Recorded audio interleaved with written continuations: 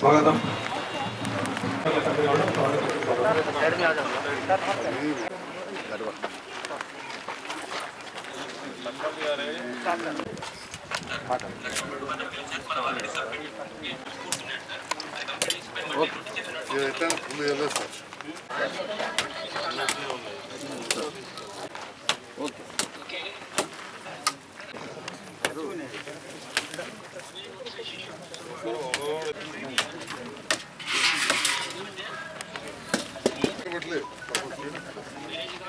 सरपंच स्थानिक सरपंच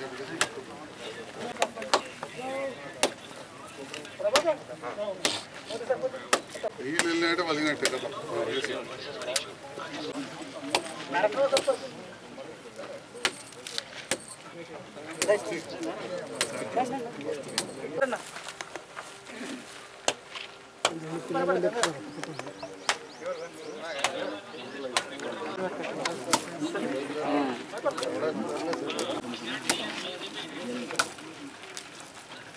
పేరు రైతు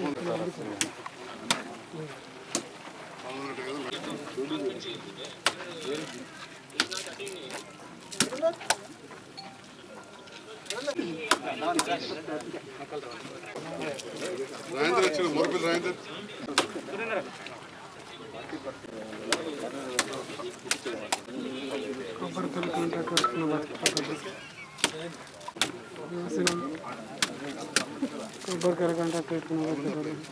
బాగా చెప్పాలి అంటనే ఉన్నారు.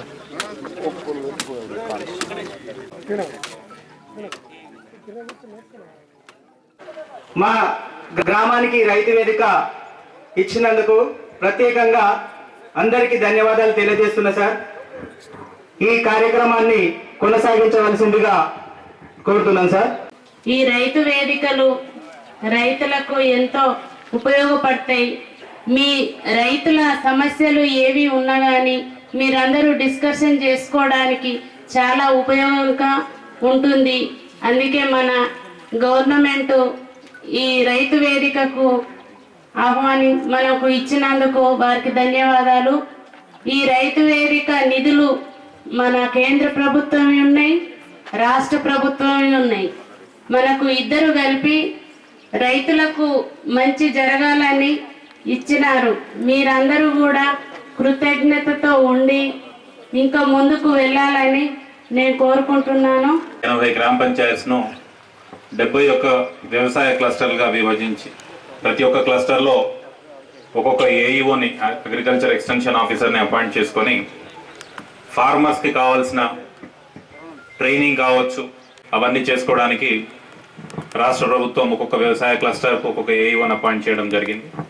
అందులో భాగంగానే ప్రతి ఒక్క క్లస్టర్లో రైతు వేదికను ఏర్పాటు చేసుకొని ఆ యొక్క రైతు వేదిక ద్వారా ఈ రైతులందరికీ కూడా వ్యవసాయం మీద మనం తీసుకోవాల్సిన జాగ్రత్తల పైన ప్లస్ వ్యవసాయాన్ని ఇంకా లాభసాటిగా ఎలా చేయాలి అన్న దాని మీద trainings, practical classes, video conference ద్వారా ఆదర్శ రైతులు వాళ్ళు ఎట్లా పండించుకున్నారు, ఆ వీడియో కాన్ఫరెన్స్ ద్వారా ఇక్కడ ఉండే రైతులందరికీ కూడా ఆ యొక్క మెలకువలు చెప్పడానికి ఇవన్నీ కూడా ఉపయోగపడతాయి. మన జిల్లాలో అన్ని 71 రైతు వేదికలు కూడా కంప్లీట్ చేసుకున్నాం. ఈరోజు లాంఛనంగా ఇక్కడ ఈ యొక్క గ్రామంలో లాంఛనంగా ప్రారంభించుకోవడం జరుగుతూ ఉంది. దీన్ని అందరూ కూడా రైతులందరూ ఈ యొక్క క్లస్టర్లో ఉండే రైతులందరూ ఉపయోగించుకోవాలని, అలానే ఏఈఓస్ అందరూ కూడా వాళ్ళకి కేటాయించిన ఇక్కడే ఆఫీస్ ఉంటుంది వాళ్ళకు. సో మీకు ఏమైనా సమస్యలున్నా ఏమన్నా సలహాలు సూచనలు కావాలన్నా ఏఈఓస్ని ఇక్కడ అప్రోచ్ అవ్వాల్సిందిగా మీ అందరినీ రిక్వెస్ట్ చేస్తూ ఈ యొక్క అవకాశాన్ని రైతులందరూ సద్వినియోగం చేసుకోవాలని కోరుతూ ముగిస్తా ఉన్నా. తెలంగాణ వచ్చిన తర్వాత ఏమొస్తుంది అన్న వాళ్ళకు ఈరోజు రైతు వేదికలు ఇలాంటి ఎన్నో సంక్షేమ కార్యక్రమాలు నిదర్శనం. ప్రపంచంలోనే ఏ దేశంలో కాదు ఏ రాష్ట్రంలో కూడా లేని విధంగా ఈరోజు రైతు వేదిక అనే ఒక గొప్ప నిలయం రైతులకు ఏర్పరిచిందంటే అది తెలంగాణ రాష్ట్రానికి సాధ్యమైంది. తెలంగాణ రాష్ట్ర ముఖ్యమంత్రి వర్యులు మాత్రమే ఇలాంటి గొప్ప నిర్ణయం తీసుకున్నందుకు వారికి మన అందరి తరపున రైతులందరి తరపున కూడా కృతజ్ఞాభివందనాలు తెలియజేస్తూ, ఎందుకంటే మొన్న చూసినాం రీసెంట్ గా 70 సంవత్సరాలు పాలించారు గత పాలకులు. మనం వచ్చి 7 సంవత్సరాలు అయింది. 7 సంవత్సరాల్లో ఎన్నో అద్భుతాలు చేసి చూపించారు మన రాష్ట్ర ముఖ్యమంత్రి వర్యులు మన కల్వకుంట్ల చంద్రశేఖరరావు గారు. వీరు వచ్చి 70 సంవత్సరాలు ఏండ్లు ఏం చేసిరు, ఏం చేయలేదు. వచ్చి ముఖాముఖి కార్యక్రమాలు అని చెప్పేసి వాళ్ళ జిల్లాలు వచ్చి పెడతారు. ఈ 70 సంవత్సరాలు వీళ్ళని జయంగా రైతన్నలు ప్రజలు వద్దన్నారా కూడా అనేక సంక్షేమ పథకాలు చేస్తుంది తెలంగాణ రాష్ట్ర ప్రభుత్వం. కాబట్టి రైతులందరూ కూడా ఈ రైతు వేదిక దేనికి అనంటే మనకి కాళేశ్వరం ప్రాజెక్టు కట్టి ప్రతి గుంట ఎండిపోకుండా నీళ్ళు ఇచ్చారు, 24 గంటల కరెంట్ ఇచ్చారు. కాబట్టి ఆ 70 సంవత్సరాల్లో పంట కన్నా అధిక దిగుబడి తెలంగాణ రాష్ట్రం ఏర్పడిన తర్వాత వస్తుంది. కాబట్టి మీరు కూడా అధిక లాభాల పాట పడాలని చెప్పేసి ముఖ్యమంత్రి గారు రైతు వేదిక ఏర్పరిచి అందులో ఒక ఏఈఓ అగ్రికల్చర్ ఆఫీసర్ను ఉంచి వాళ్ళ ద్వారా రైతన్నలందరికీ మెలకువలు నేర్పి ఏ మందు వేయాలి, ఏ టైంలో వేయాలి, అసలు వేయచ్చా వేయరాదా, పంట దిగుబడి ఏ విధంగా అధికంగా రావాలని చెప్పడానికే ఈ రైతు వేదిక. మీరందరూ కూడా నిజంగా శాస్త్రీయంగా రైతన్నలందరూ కూడా శాస్త్రవేత్తలు, ఇంకా గొప్ప గొప్ప కూడా ఈ యొక్క మన అగ్రికల్చర్ వ్యవసాయ అధికారులు శాస్త్రీయపేతంగా సాధించి మీ అందరికి కూడా నేర్పే విధంగా ఈ రైతు వేదిక ఉపయోగపడుతుంది. మంచి చెడు ఏ పంట వేసుకోవాలనడానికే ఈ రైతు వేదిక ఉపయోగపడుతుంది. కాబట్టి ఇక్కడ ఉన్న క్లస్టర్ పరిధిలో ఉన్న రైతన్నలు కూడా తప్పకుండా ఈ యొక్క మంచి అవకాశాన్ని ఉపయోగించుకొని రైతులందరూ తెలంగాణ రాష్ట్రంలో అధిక దిగుబడి వస్తుంది, అధిక లాభాల బాట పడి కుటుంబంతో రైతులందరూ కూడా సంతోషంగా ఉండాలని చెప్పేసి సభాముఖంగా మీ అందరికీ తెలియజేస్తూ ఈ అవకాశం ఇచ్చిన వేదికపై ఉన్న పెద్దలందరికీ మీ అందరూ కూడా పేరు పేరున ధన్యవాదాలు. జై తెలంగాణ. ఇది మామూలు విషయం కాదు. రైతుల కోసం ఇది ఒక దేవాలయం వస్తుంది, ఒక గుడేసంటిది అనుకోవాలి. ఎందుకంటే మనదంతా కూడా వ్యవసాయ ఆధారిత ప్రాంతం. ఇప్పటికే మనది కొంచెం జైత్యాలకు దగ్గర ఉన్నది కాబట్టి ఈ ఏరియా అంతా కూడా కొంతవరకు వట్టి గదే వడ్లు మొక్కలు ఉన్నట్టు కాకుండా కూరగాయలు, రకరకాల తోటలు, పండ్ల తోటలు ఇవన్నీ కూడా ఈ ప్రాంతంలో ఉన్నాయి. మరి గౌరవ ముఖ్యమంత్రి గారు చాలా ఆలోచన చేసి మరి రైతు వేదికలు అనేటి ఇక్కడ నిర్మాణం చేసింది. దేశంలో ఎక్కడ కూడా కేంద్ర ప్రభుత్వం కావచ్చు, రాష్ట్ర ప్రభుత్వాలు కావచ్చు, ఈ స్థాయిలో ప్రతి 5,000 ఎకరాలకు ఒక రైతు వేదిక ఉండాలి, ఇది ఒక బడి లెక్క, ఒక గుడి లెక్క ఉండాలి అని చెప్పి చేసిన ముఖ్యమంత్రి ఎక్కడ లేడు దేశంలో. అలాంటి ముఖ్యమంత్రి గారికి ఒక్కసారి సపోర్ట్తో ధన్యవాదాలు తెలియజేస్తున్నాను. ఇది ఒక బడి అనుకోవాలి, ఒక గుడి అనుకోవాలి.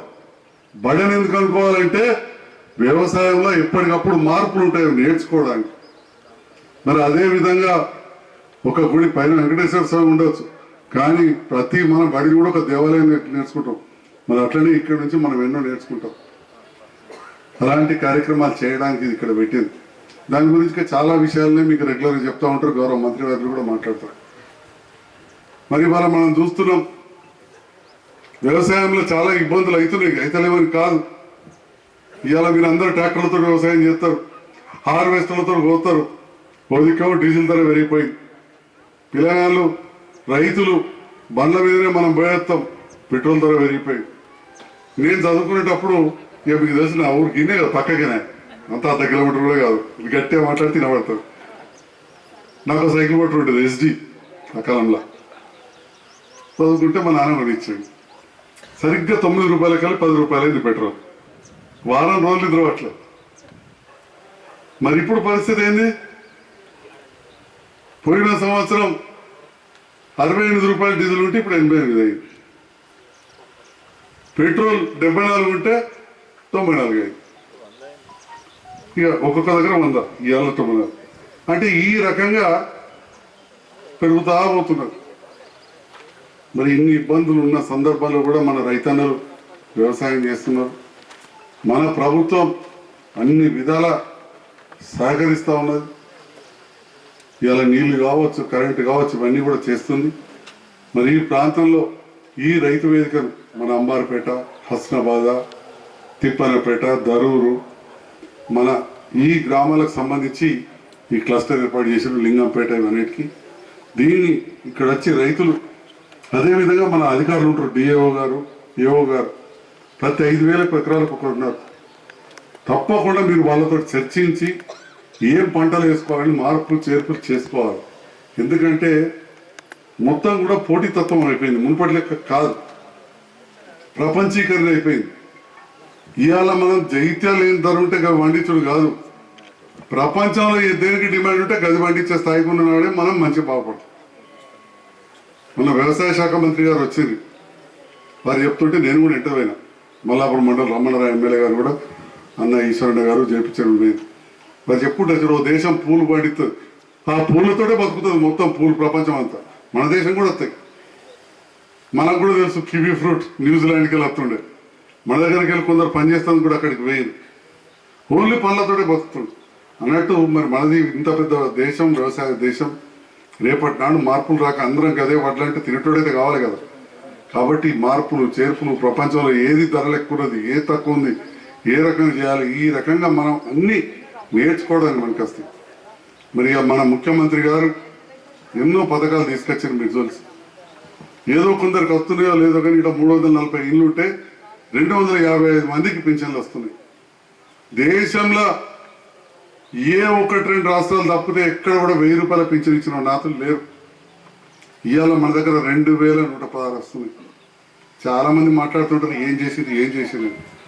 ఒక్క మన ఈ 5-6 ఊర్లలో కలిపి ఇప్పుడు నేను చెప్పిన అంబార్పేట, హసనాబాద్, లింగంపేట, దరూర్లో కలిపితే ఇంతకుముందు వట్టి కదా లెక్క తీసుకుంటే 2,134 మందికి లగ్గాలండి. 3,000 వాళ్ళందరికీ ₹1,00,000 చొప్పున అంటే దగ్గర 20 కోట్ల రూపాయలు ఒక కళ్యాణ లక్ష్మికే వచ్చినాయి.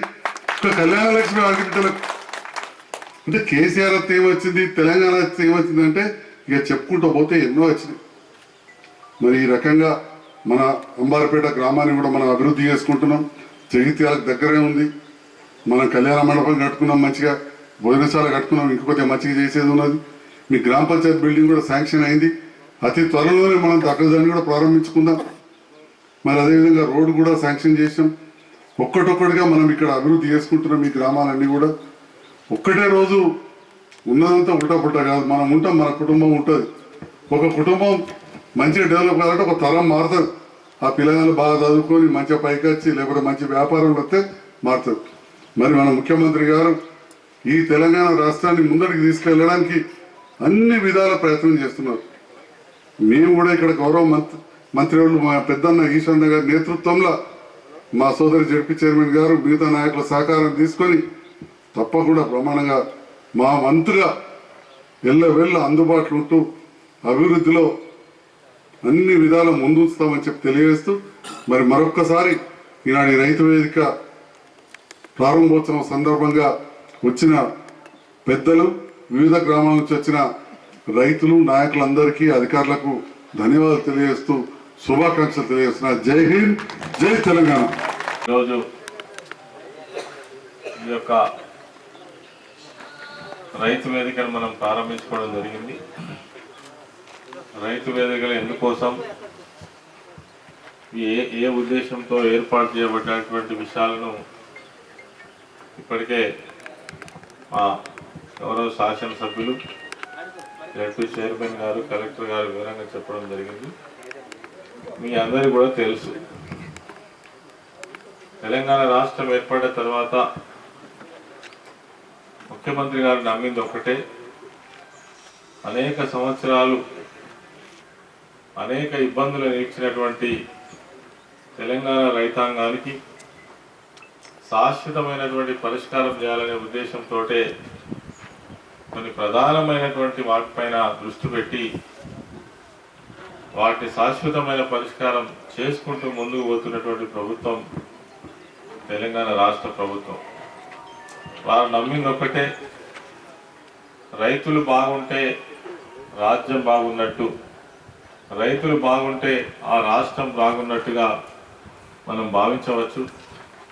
ఎందుకంటే భూమిపైన ఆధారపడి వ్యవసాయమే జీవనాధారంగా ఉన్నటువంటి వాళ్ళే మెజారిటీ ప్రజలు ఉంటారు. కాబట్టి వాళ్ళను వృద్ధి చేసినట్టయితే రాష్ట్రం ఆటోమేటిక్గానే ఆర్థికంగా బలపడుద్ది అనేటువంటి ఉద్దేశంతో అన్ని రంగాలతో పాటు వ్యవసాయ రంగానికి ప్రధానమైనటువంటి ప్రాధాన్యత ఇచ్చినటువంటి ప్రభుత్వం తెలంగాణ రాష్ట్ర ప్రభుత్వం, మన ముఖ్యమంత్రి గారు. మీ అందరికీ కూడా తెలుసు. ఒక్కసారి 2014 అంటే 14 ముందు వెనక గడిచింది ఎంత అంటే ఒక 6 సంవత్సరాలు 7 సంవత్సరాలు ఉన్నాం మనం. ఇక్కడ ఉన్న రైతు సోదరులకు తెలియదా ఈ 6 ఏళ్ల కింద ఎట్లుండే రైతుల పరిస్థితి? మా వాస్తవంగా చెప్పాలంటే ఓటు ఉంటే ఓటు లేదు, దిక్కు లేనటువంటి పరిస్థితి, దయనీయమైనటువంటి పరిస్థితి. సమయానికి యూరియా ఇచ్చేటోడు లేడు, ఒక విత్తనం అడిగితే ఇంకొక విత్తనం దొరుకుతుంది. ఇవన్నీ కూడా మనం కళ్ళాల చూసినాం, చాలా రోజులు కాలేము, మొన్ననే. కానీ అలా ఇవేవి కనబడతలేవు మనకు. రైతులకు కరెంటు కష్టాలు లేవు, ప్రాజెక్టులు కట్టిన తర్వాత పుష్కలంగా నీళ్ళు వస్తున్నాయి. కొన్ని ప్రాంతాలకి ఇంకా అందకపోతే వాటికి ఎట్లా అందించుడు అనే ప్రయత్నంలో వందలాది చెక్ డ్యామ్స్, తూములు, చెరువుల మరమ్మతులు, తర్వాత అంటే ఏ పని చేసినా రైతులను కేంద్రంగా చూసుకొని చేసినటువంటి ప్రభుత్వం తెలంగాణ రాష్ట్ర ప్రభుత్వం అనేటువంటి విషయాన్ని నేను పూర్తిగా చెప్పదలుచుకున్నాను. రైతులకు సంబంధించినటువంటి విషయంలో ఇంత అనుకూలమైనటువంటి ప్రభుత్వం, ఇన్ని సౌకర్యాలు కల్పించినటువంటి ప్రభుత్వం దేశంలో మీకు ఎక్కడ కనబడదు, ఏడ చూడలేరు. ఇలా పెద్ద పెద్ద బడాయిలు చెప్పేటువంటి కాంగ్రెస్ పాలిత రాష్ట్రాలలో కావచ్చు, బీజేపీ పాలిత రాష్ట్రాలలో కావచ్చు, ఆడపోతే అమ్మపోతే అడవి, కొనబోతే కొరు, వీడికి వచ్చి మాత్రం పెద్ద పెద్ద ముచ్చలు చెప్పుడు. ఓ రోజు రైతులను తీసుకొని పక్క రాష్ట్రం పోయి రావాలి, తెలుస్తుంది. ఒకటే ఉదాహరణ నేను చెప్పదలుచుకున్నా. మన పక్కకు కర్ణాటక ఉంటుంది, హైదరాబాద్ దాటగానే కొద్ది దూరం పోతే కర్ణాటక రాష్ట్రం బార్డర్ వస్తుంది. ఈ బార్డర్లో ఉన్నటువంటి మా రైతులేమో 24 గంటల కరెంట్ వస్తుంది, వాళ్ళకి 6 గంటల కరెంట్ రాదు. ఇక అక్కడ ఏ ప్రభుత్వం ఉన్నదో మీకు తెలుసు, నోటి నుంచి చెప్పే అవసరం లేదు.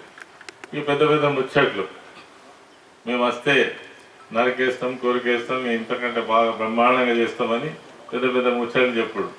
చేసిండ్రా అంటే ఒక్క పని అనే కనబడదు. నిజాయితీ ఒప్పుకుందాం, 6 ఏళ్ళ నుంచి అక్కడ వాళ్ళు ఉన్నారు, మనం ఇక్కడ ఉన్నాం.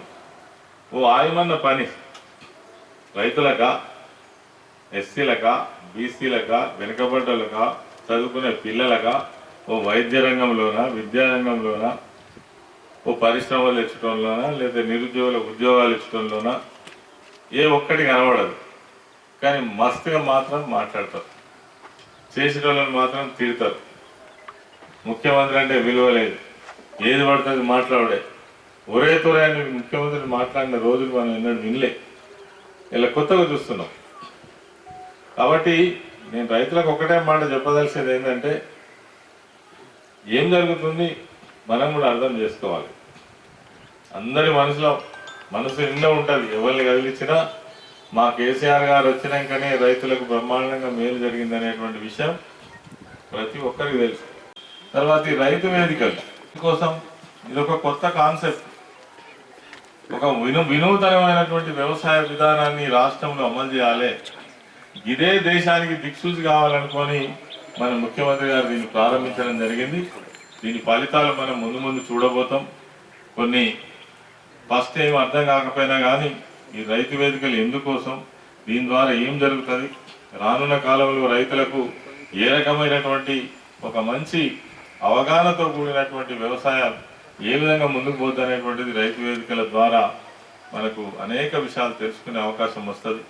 ఈ రైతులకు సంబంధించిన విషయంలో ఆగమేఘాల మీద వ్యవసాయ అధికారులను ఒక క్లస్టర్ పరిధిలో ఒక ఎక్స్టెన్షన్ అధికారిని నియమించడం అనేటువంటిది ఏమవసరం ఉండే, రైతులకు ఉద్దేశించే ఇదొక పద్ధతిలో తీసుకుపోవాలనే ఉద్దేశంతో ఇవన్నీ తీసుకోవడం జరిగింది. అందుకనే నేను ఏమంటున్నా అంటే, ఇవి ఖచ్చితంగా రైతుల యొక్క అధ్యయన కేంద్రాలుగా రేపు నిలవబోతా ఉన్నాయి. ఏ సమయంలో ఏ రకంగా చర్యలు తీసుకోవాలి, ఏ పంటలు వేసుకోవాలి అనేటువంటి మంచి అవగాహన కల్పించే ఉద్దేశంతో రైతు వేదికల నిర్మాణం జరిగింది. మరి ఈ సందర్భంగా మా ఈ 5 గ్రామాల ప్రజల రైతులందరికీ కూడా శుభాకాంక్షలు తెలియజేస్తూ మరి ముందు ప్రభుత్వం యొక్క కార్యక్రమాలను మరి ఈ యొక్క రైతు వేదికలను గొప్పగా మీరు ఉపయోగించుకొని ముందుకు పోవాలి. రైతు లోకమంతా తెలంగాణ రాష్ట్రంలో ఉన్నటువంటి రైతు లోకమంతా ఇతర రాష్ట్రాలకు ఆదర్శంగా ఉండే విధంగా ఈ తెలంగాణ రాష్ట్రంలో రైతులకు సంబంధించినటువంటి విషయాలు ఏవైనా ముందుండాలని తెలియజేస్తూ సెలవు. జై తెలంగాణ.